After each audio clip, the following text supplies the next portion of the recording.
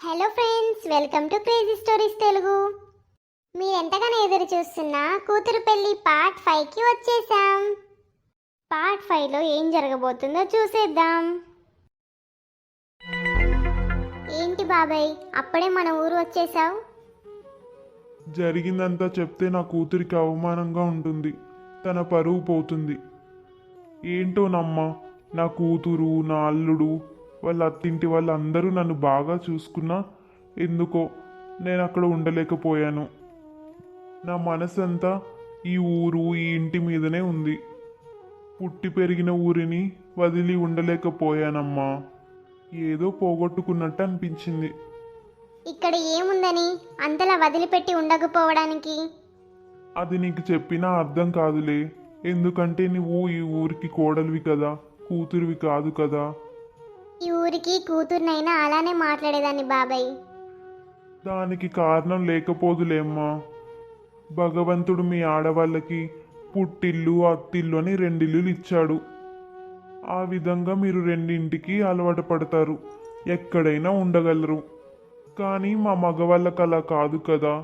చిన్నప్పటి నుంచి పుట్టి పెరిగిన ఇల్లే చచ్చే వరకు ఉంటుంది. కానీ తప్పదు కదా బాబాయ్, పరిస్థితుల్ని బట్టి సర్దుకొని పోవాలి. ఇక్కడ నువ్వు ఒక్కడివే వండుకోలేక ఇబ్బంది పడతావు. తిన్నా తినకపోయినా సొంత ఊళ్ళో ఉంటే ఆ ఆనందమే వేరు. ఎక్కడికో పోయి పరమాన్నం తింటాం కంటే సొంత ఊళ్ళో సొంత ఇంట్లో ఉండి కారం మెతుకులు తిన్నా తృప్తిగా ఉంటుంది.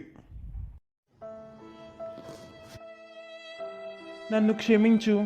మా అమ్మ వాళ్ళు మీ నాన్న పట్ల చాలా మూర్ఖంగా ప్రవర్తించారు.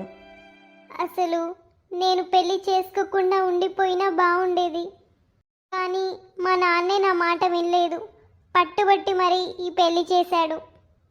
కోడలి పుట్టింటి వాళ్ళతో ఇలా ప్రవర్తిస్తున్న అత్త మామలపై కోడళ్ళకి ప్రేమ ఉండాలంటే ఎలా ఉంటుందండి?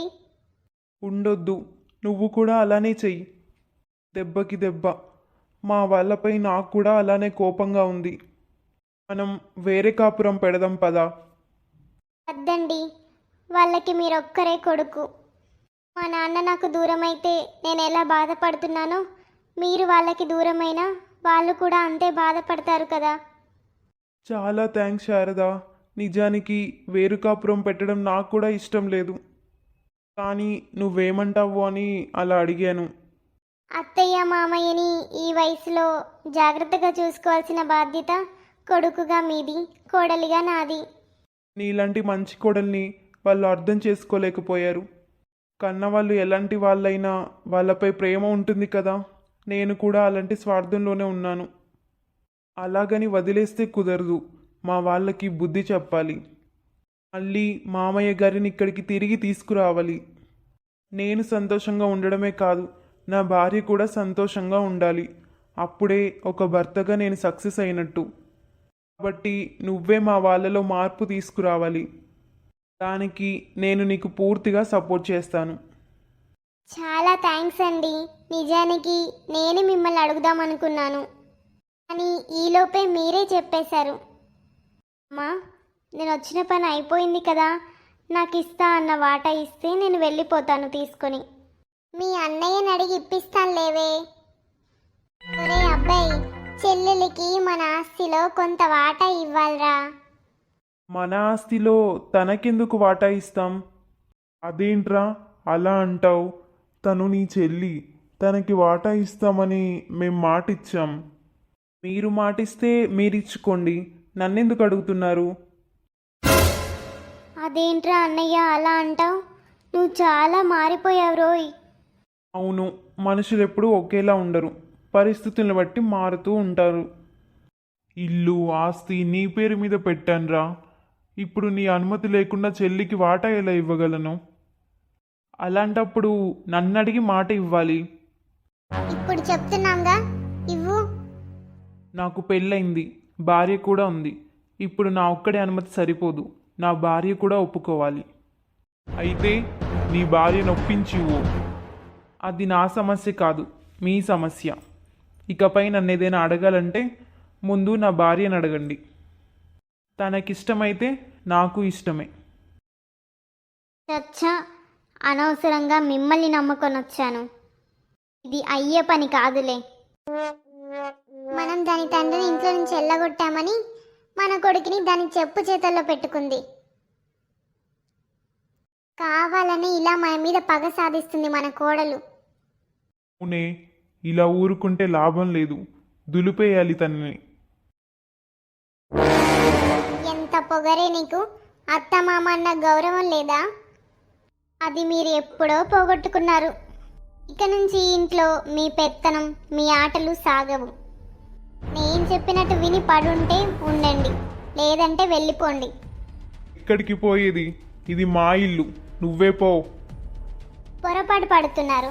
ఇది మీ ఇల్లు కాదు, నా మొగుడిల్లు. ఆ మొగుడు నేను చెప్పినట్లు వింటాడు.